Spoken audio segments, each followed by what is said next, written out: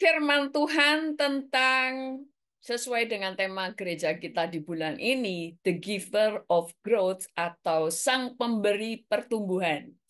Sang Pemberi Pertumbuhan yang diambil dari 1 Korintus 3 ayat 6 sampai 7. Saya akan baca.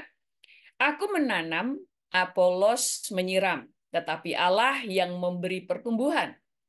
Karena itu yang penting bukanlah yang menanam atau yang menyiram, melainkan Allah yang memberi pertumbuhan.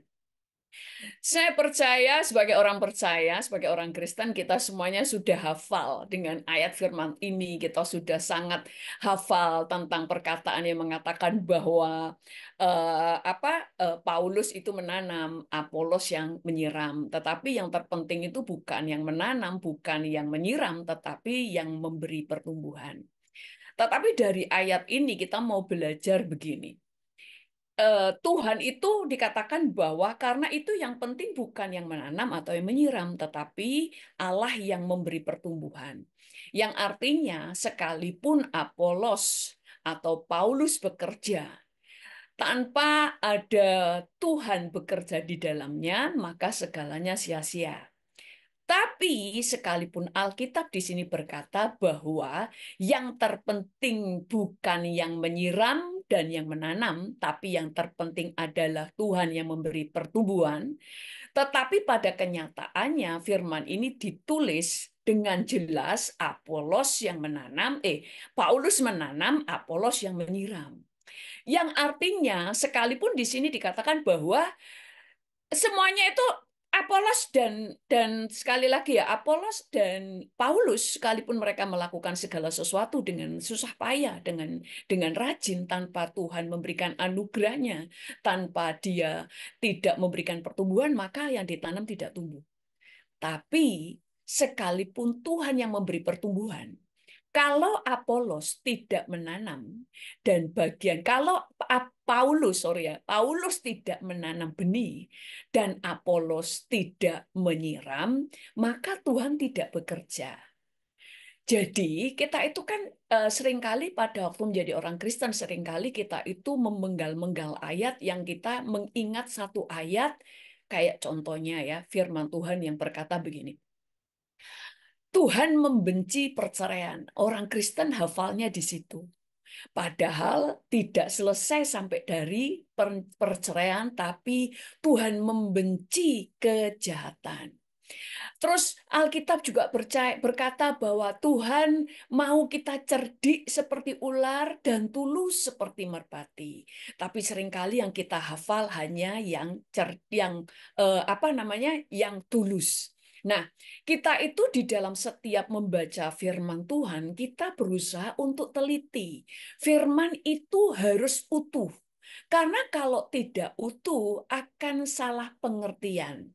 Saya sering mengulang-ulang kalau kita salah mengerti, maka iman kita menjadi salah.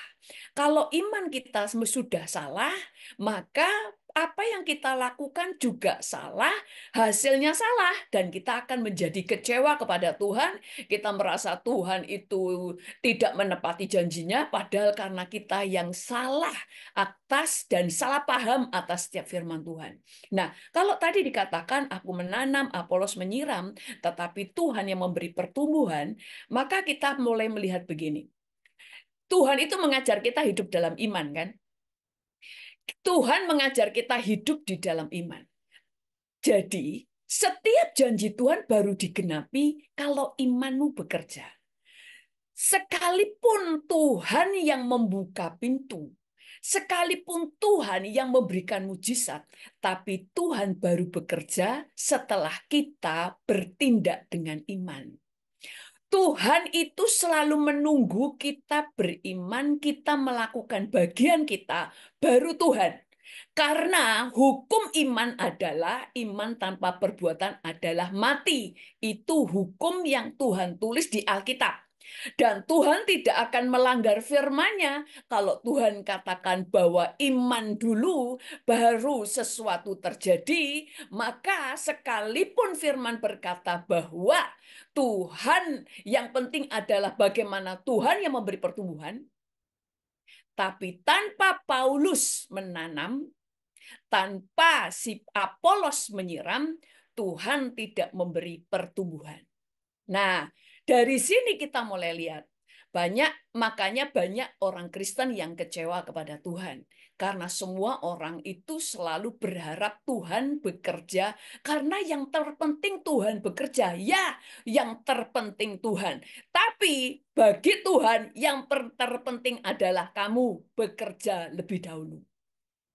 Itu sebabnya kita bisa melihat mau pertumbuhan gereja, pertumbuhan iman, pertumbuhan kerohanian kita, kemudian pemulihan keluarga, pemulihan pernikahan, bagaimana anak-anak kita berhasil atau tidak, itu tidak semuanya Tuhan yang menentukan. Tapi Tuhan menantikan kita melakukan bagian kita. Karena firman Tuhan harus utuh. Di sini tadi dikatakan ada Apolos, ada Paulus, ada Tuhan. Makanya dulu banyak orang Kristen itu yang punya salah pengertian. Contoh, orang Kristen itu yang rohani itu jangan menjadi kaya, jangan mencari kekayaan. Lihat itu. Lihat itu siapa namanya Lazarus, dia itu nggak kaya tapi masuk surga. Mereka lupa yang memangku Lazarus adalah Abraham, orang yang kaya. Karena mereka tidak pernah membaca dengan utuh. Nah, demikian juga dengan kita. Jadi, kayak kemarin ya, ada orang berkata begini, Pastor Deborah, bagaimana kita tahu kita bisa masuk surga atau enggak? Terus kemudian waktu masuk surga kita ini punya rumah apa enggak? Gimana kita tahu? Karena perbuatan baik, semua perbuatan baik adalah anugerah. Nah, ini salah, saudara. Perbuatan baik itu keputusan, bukan anugerah. Karena anugerah itu adalah kamu diberi kesempatan untuk memilih, itu anugerah. Pak, kamu diberi hak untuk memilih itu anugerah. Kamu diberi kesempatan untuk hidup dan untuk dapat memberikan pilihan-pilihan yang terbaik itu anugerah. Tapi untuk memilih yang baik dan tidak itu bukan anugerah. Kesempatan itu anugerah, tetapi pilihan itu tetap kita yang memilih. Keputusan itu kita yang memilih, kita yang menetapkan. Nah, makanya ada banyak orang yang salah paham karena tidak lengkap di dalam membaca firman. Jadi, sama seperti di dalam kehidupan kita. Kayak kemarin itu ada seorang hamba Tuhan. Saya mendengar kesaksiannya, dia itu bilang begini, dia waktu kecelakaan di Amerika ya, dia waktu kecelakaan dibawa ke rumah sakit. Nah, waktu kecelakaan itu, waktu di ambulans, itu sudah dikatakan jantungnya itu sudah ini berhenti, jadi dikatakan dia sudah mati. Tapi kan terus dikasih itu loh alat yang pemaju jantung ya kan ya. Dia sudah dinyatakan mati. Dan waktu mati itu dia sudah ketemu Yesus dan dia ditolak di surga. Terus dia kaget. Loh Tuhan, aku ini hamba Tuhan. Aku berkhotbah. Banyak orang yang bertobat. Banyak orang menjadi orang percaya dari khotbah-khotbahku. Dan firman Tuhan kan berkata bahwa siapa yang percaya kepada Yesus, dia diselamatkan. Betul kan? Dan Tuhan berkata begini, benar, orang yang percaya kepada Yesus diselamatkan. Tapi Tuhan berkata gini, kamu selama ini percaya kepadaku, tapi kamu tidak pernah menjadikan aku Tuhan dalam hidupmu. Dia kaget. Nah, banyak orang Kristen yang tidak mengerti ini. Oh, yang penting percaya kepada Yesus. Padahal percaya kepada Yesus, setan pun percaya. Dan firman Tuhan berkata bahwa mereka bergemetar. Itu sebabnya Tuhan tidak hanya menuntut kita untuk percaya. Detik-detik kita mau mati, mau dia pembunuh berantai sekalipun, detik dia mati, dia bertobat, dia minta ampun kepada Tuhan dan percaya kepada Yesus dan menerima Yesus sebagai Tuhan dan juru selamat pribadinya, dia selamat. Tapi selalu diawali bertobat dan menerima Yesus sebagai Tuhan dan juru selamat. Jadi Keselamatan adalah percaya kepada Yesus sebagai Tuhan dan Juru Selamat pribadinya. Kedua, hidup dalam pertobatan. Makanya Benny Hinn pun pada waktu mendapatkan mimpi, dia itu ditolak Tuhan. Makanya sekarang, padahal dia sudah membuat KKR di seluruh dunia dan banyak jiwa dimenangkan dari pelayanannya. Tapi ditolak oleh Tuhan. Kenapa? Hidup dalam pertobatan. Nah, ada banyak orang Kristen waktu membaca Alkitab hanya melihat satu sisi firman. Itu sebabnya Alkitab mengajar ada Matius, ada Markus, ada Lukas, ada Yohanes supaya kita belajar bahwa kita harus membaca dari setiap sisi, setiap sudut dari perjanjian lama sampai perjanjian baru supaya kita tidak salah paham. Demikian juga dengan anugerah. Pada waktu kita melihat pertumbuhan, Tuhan memberi pertumbuhan, tetap Tuhan tidak akan melawan firman-Nya. Ada bagian yang kita harus kerjakan lebih dahulu, yaitu menanam. Kalau kamu nggak menanam, ya kamu tidak akan menuai. Loh, yang penting kan Tuhan yang memberi pertumbuhan. Memang, yang penting Tuhan memberi pertumbuhan. Karena kalau dia tidak memberi pertumbuhan, benih yang kamu tanam tidak akan bertumbuh. Itu sebabnya penting kamu berdoa dan mengandalkan Tuhan. Karena yang memberi pertumbuhan adalah Tuhan. Tapi di mata Tuhan, tetap Tuhan menunggu kamu menanam dulu dan menyiram, baru ada pertumbuhan. Orang Kristen waktu dikatakan yang terpenting Tuhan, langsung bayangannya Tuhan yang bekerja, dia diam saja. Makanya saya sering jelasin, ada dua ayat firman Tuhan. Tuhan berperang, ganti kita, dan kita diam saja.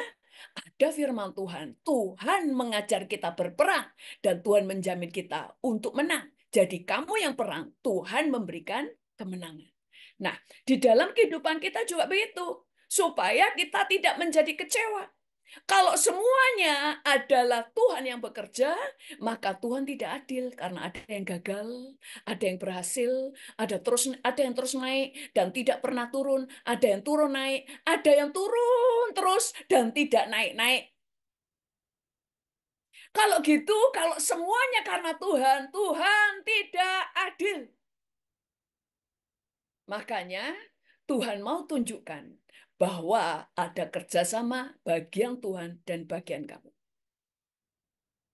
Setelah kita menerima Yesus sebagai Tuhan dan Juru Selamat, keselamatan itu dari Tuhan semuanya lebih dahulu. Tapi setelah kamu menerima Yesus sebagai Tuhan dan Juru Selamat, maka Tuhan bekerja kalau kamu bekerja lebih dulu. Karena prinsip iman, kamu bekerja, melakukan imanmu, baru mujizat terjadi. Sehingga di dalam kehidupan kita, kita mulai melihat kita akan bisa naik dan tidak pernah turun. Nah, ada di dalam Matius 7 ayat 7-8 berkata begini. Matius 7 ayat 7-8 berkata, maka akan diberikan kepadamu. Carilah maka kamu akan mendapat. Ketoklah maka pintu akan dibukakan bagimu. Karena setiap orang yang meminta, menerima. Dan setiap orang yang mencari, mendapat. Dan setiap orang yang mengetok, baginya pintu dibukakan. Bagian kita meminta, mengetok, mencari. Bagian Tuhan, ini bagian kita meminta, mencari, mengetok. Baru bagian Tuhan memberi di bawahnya lagi. Bagian Tuhan memberi. Yang kedua, membuat kita mendapatkan apa yang kita cari. Yang ketiga, baru Tuhan membuka pintu-pintu yang tertutup. Tetapi selalu kamu lebih dahulu yang bekerja. Karena iman syaratnya bekerja lebih dahulu, berbuat lebih dahulu, baru sesuatu terjadi. Baru Tuhan memberikan pertumbuhan setelah kamu tanam benih, setelah kamu menyiram. Makanya Alkitab berkata, apa saja yang kamu berbuat, dibuat Tuhan berhasil. Yang artinya berbuat dulu, lakukan dulu. bagian Tuhan menjamin kamu berhasil. Makanya banyak orang Kristen yang salah pengertian akhirnya menanti. Yang penting adalah anugerah. Kamu harus mengandalkan Tuhan. Makanya selalu saya katakan mengandalkan Tuhan. Dan mengandalkan dirimu sendiri karena bagianmu adalah kamu harus bisa mengerjakan bagianmu. Tuhan membelah laut merah.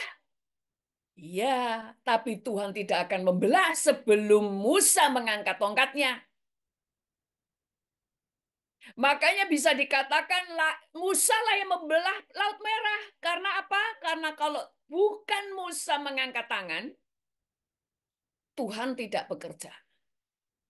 Kalau yang bagian mengangkat tangan bukan Musa, belum tentu orang itu mengangkat tangan. Karena mungkin imannya nggak cukup atau dia tidak mau melakukan bagiannya. Makanya kenapa ada orang Kristen sama-sama berdoa. Tapi ada yang berhasil, ada yang tidak. Karena mungkin dia tidak mengerjakan bagiannya. Karena seringkali setelah berdoa, Tuhan nggak langsung ngasih mujizat. Kadang Tuhan memberi hikmat untuk kita melakukan sesuatu. Kalau kita tidak melakukan, ya tidak terjadi apa-apa. Karena berarti kamu tidak percaya dengan hikmat yang sudah Tuhan berikan. Hidup kita juga demikian. Makanya tadi bagian kita meminta, mencari, mengetok. Meminta, mencari, mengetok itu bukan hal yang gampang. Makanya banyak orang malas untuk berdoa karena doa itu juga melelahkan.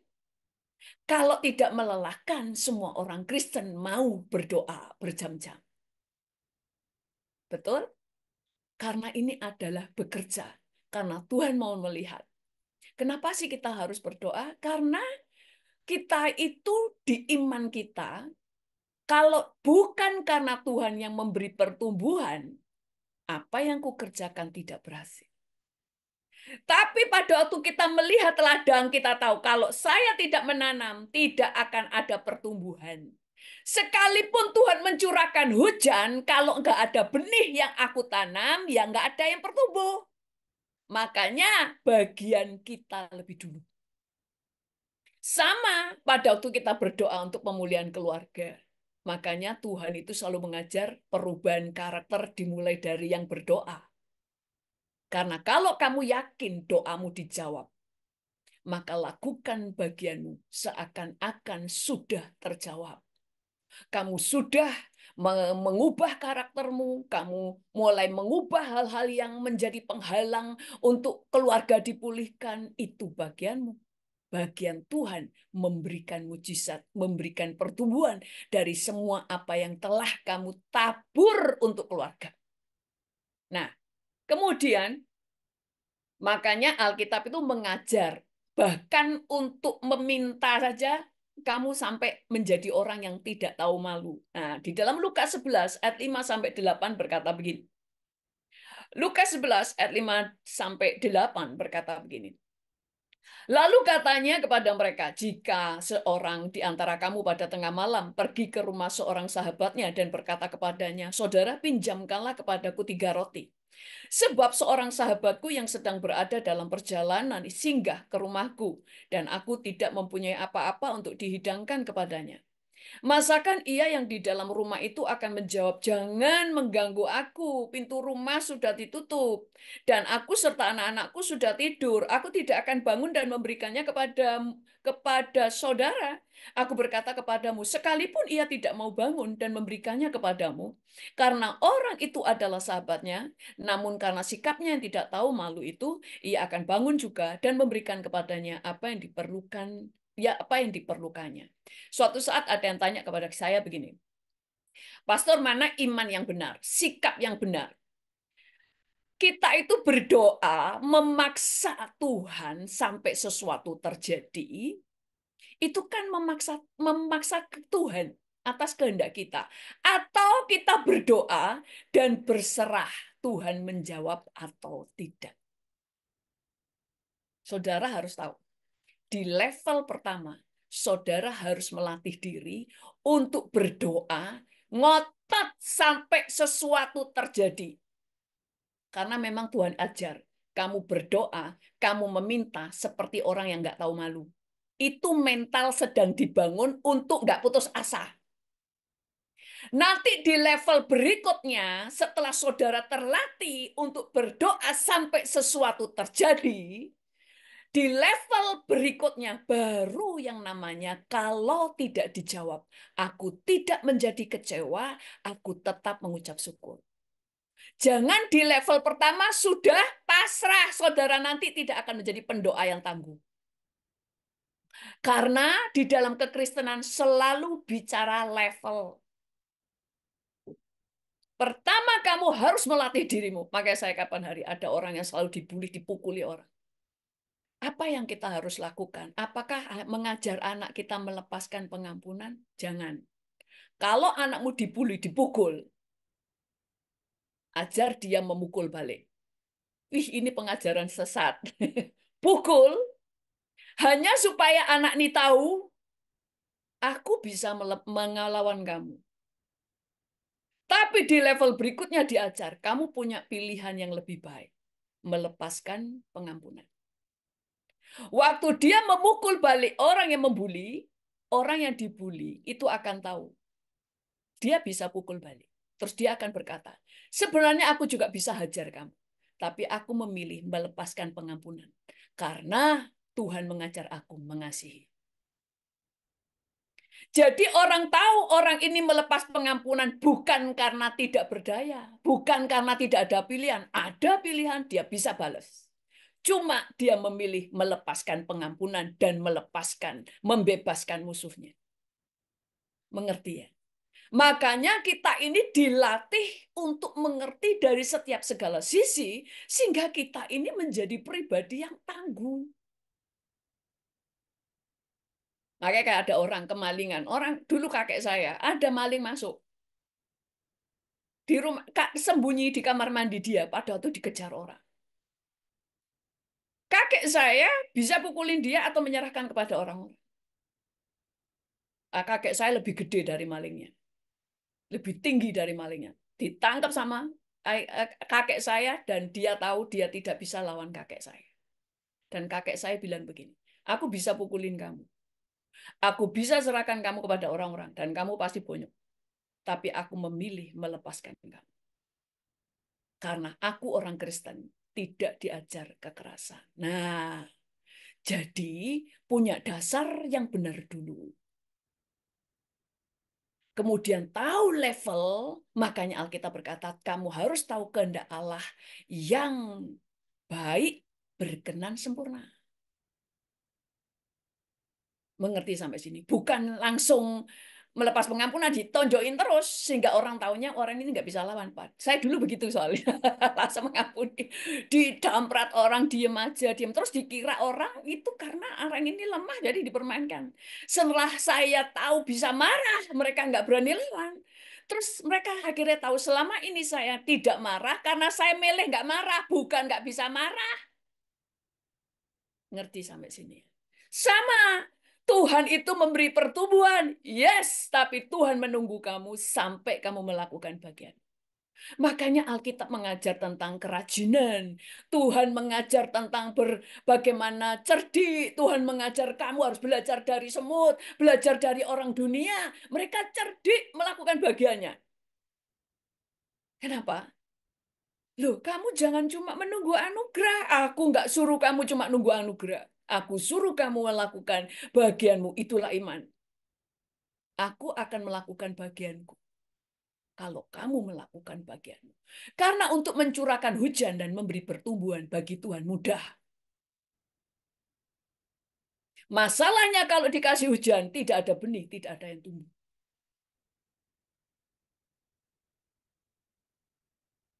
Itu sebabnya bagi Tuhan memberi tadi ya. Tuhan memberikan mujizatnya, Tuhan memberikan anugerah, Tuhan memberikan kita kekuatan supranatural, kita diberikan hikmat.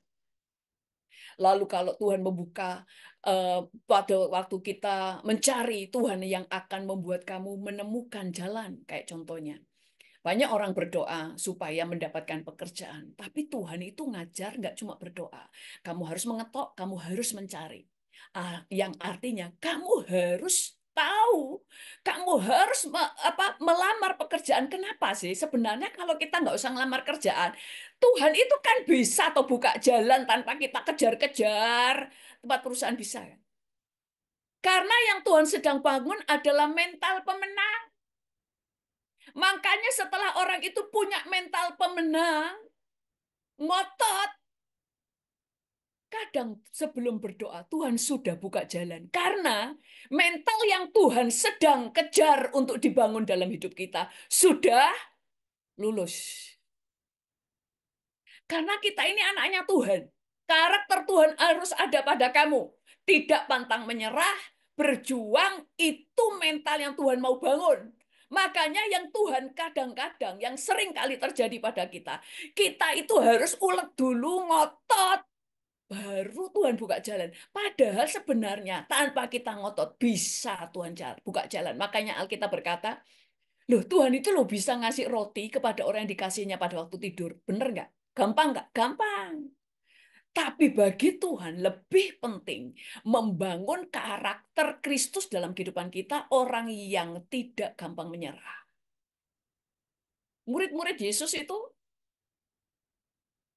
mereka mengalami banyak struggle, ngusir setan ternyata nggak pergi setannya. Waktu diurapi langsung setannya bisa pergi dulu. Kadang-kadang ada hal-hal Tuhan izinkan tuh supaya gini loh, mereka itu nggak gampang nyerah. Sembuh nggak sembuh, tetap aku mendoakan. Apakah kamu menjadi malu, merasa dipermalukan, kamu langsung down? Tuhan nggak mau. Karakter kita seperti itu. Nah, sama dengan kehidupan kita. Makanya dulu, mungkin saya pernah cerita ya. Ini padahal saya dulu membaca koran ini waktu saya masih remaja, saudara. Tapi masih ingat sampai sini karena lucu tapi bagus. Ada seseorang, eh, dia anak orang miskin, tapi kemudian saudaranya itu orang kaya, sehingga anak ini kemudian diajak pamannya ke kota dan disuruh nggak terus disekolahkan gitu ya, disekolahkan tapi disuruh kerja, yaitu disuruh nawar-nawarin barang. Dia suruh nawar-nawarin produk ke toko-toko gitu ya kan. Dia itu selalu ditolak. Sampai suatu saat ngomong ke pamannya, ini barang ini di mana-mana ditolak. Aku sudah berkali-kali itu saya ditolak. Terus dia bilang gini, coba lagi. Ditolak, datangi lagi, ditolak, datangi lagi. Terus dia bilang gini, sekalipun 1000 kali saya tawarkan, akan tetap ditolak. Pamannya ngomong apa? Kalau sampai 1000 kali tetap ditolak, kamu yang goblok. Saya ketawa. Saya pikir jawabannya berarti barangmu yang jelek memang ya. Oke, mungkin kamu harus jualan barang yang lain. Enggak. Pamannya itu melatih dia mikir apa yang membuat orang itu tetap menolak. Mungkin cara ngomongmu, mungkin cara promosimu, mungkin apa saja kamu harus cari. Ini yang nama cari, cari, cari. Kamu dapat. Nah, Tuhan itu sedang cari, sedang berjuang. Nah, ini sudah dapat. Mental pemenangmu sudah dapat. Untuk kamu dibuka jalan kemana-mana, gampang kalau mentalnya sudah dibentuk. Karena Tuhan ingin menunjukkan, ini loh anakku.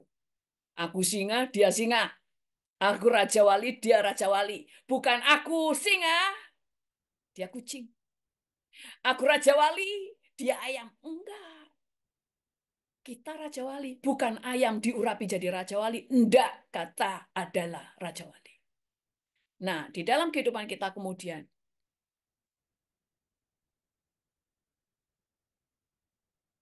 di dalam pertumbuhan rohani pun kita juga seperti itu. Kita sering di dalam pertumbuhan dalam rohani kita juga ada dua hal. Satu, kita punya hubungan pribadi dengan Tuhan. Kedua, kita butuh komunitas yang membangun. Kita harus memiliki komunitas rohani yang membangun. Kita harus bangun kehidupan kita berada di lingkungan yang benar. Makanya Alkitab berkata, pergaulan yang buruk merusak kebiasaan yang baik. Kalau kita, makanya Alkitab itu mengajar bagaimana kita jemaat mula-mula mereka selalu berkumpul di bait Allah dan di rumah bergantian. Mereka memecah-mecahkan roti, mereka semuanya belajar atas pengajaran rasul-rasul, sehingga mereka bertumbuh, tidak hanya hubungan pribadi dengan Tuhan, tetapi mereka membangun berada di lingkungan rohani. Sehingga mereka bertumbuh, makanya pada waktu Yesus memanggil muridnya, satu sebenarnya bisa. Kenapa 12? Karena Tuhan tahu. Satu orang bisa diserang, bisa dilemahkan imannya. Dia butuh sebuah komunitas yang membangun. Makanya ada 12 orang. Satu jatuh, yang lain kuat. Tidak berdiri sendiri.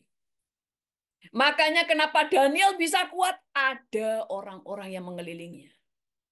Yusuf kenapa kuat? Dia waktu pergi sendiri, tapi dia sudah lama dikelilingi oleh orang-orang rohani di rumahnya. Sehingga dia sudah bisa dilepas. Tetapi Daniel keluar sendirian. Dan Tuhan memberikan orang-orang bersamanya. Demikian juga kita.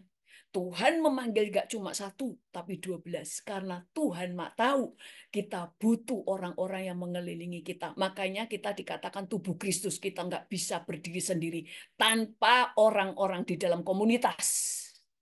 Di dalam gereja dan di dalam FA. Karena di situ kita bisa saling membangun, kita saling menguatkan, kita mendengar kesaksian satu dengan yang lain. Demikian juga kesuksesan Daud, semuanya. Daud itu melempar batu. Kita mesti langsung, itu sebenarnya benar. Tapi kalau mentalnya nggak dibangun, tidak utuh, kita nanti salah. Waktu orang berkata, oh siapa Tuhan, siapa yang memberi kemenangan Daud untuk membunuh si Goliat? Tuhan, semuanya Tuhan. Itu sebenarnya benar, tapi nggak lengkap gitu loh. Tuhan itu tidak akan membunuh si Goliat sebelum Daud melempar batu. Karena kamu harus lakukan bagianmu, baru Tuhan lakukan bagiannya. Karena sekali lagi Tuhan tidak akan bertentangan dengan firman-Nya. Makanya kata yang terakhir adalah Tuhan, di situ ada yang paling bawah, Tuhan memberi pertumbuhan. Yes, tapi Tuhan menunggu sampai kita menanam benih dan menyiramnya. Demikian juga dengan kita. Kita jangan terus berkata, yang pentingnya Tuhan memberi pertumbuhan. Ya, tapi di sisi Tuhan, yang penting kamu menanam dan menyiramnya. Baru itu bekerja. Firman-Nya itu utuh. Jangan dipenggal-penggal. Jangan dihilangkan salah satu. Semuanya harus utuh. Supaya kita mendapatkan apa yang Tuhan janjikan. Amin. Mari kita berdoa. Tuhan, kami mengucap syukur kepadamu Tuhan. Berikan kami pengertian yang utuh untuk setiap firman Tuhan. Sehingga kami menjadi orang-orang yang tampil sebagai pemenang tepat seperti yang kau firmankan. Kami bersyukur kepadamu Tuhan, Engkau yang memberikan pertumbuhan, Engkau yang bekerja, Engkau yang menurunkan hujan, Engkau yang memberikan mujizat. Tapi tolong kami Tuhan Yesus, berikan kami kekuatan dan hikmat dan ketaatan. Sehingga kami menjadi orang-orang yang rajin menanam benih, rajin menyiram. Karena kami tahu Engkau sudah memberi jaminan apa saja yang kami kerjakan berhasil.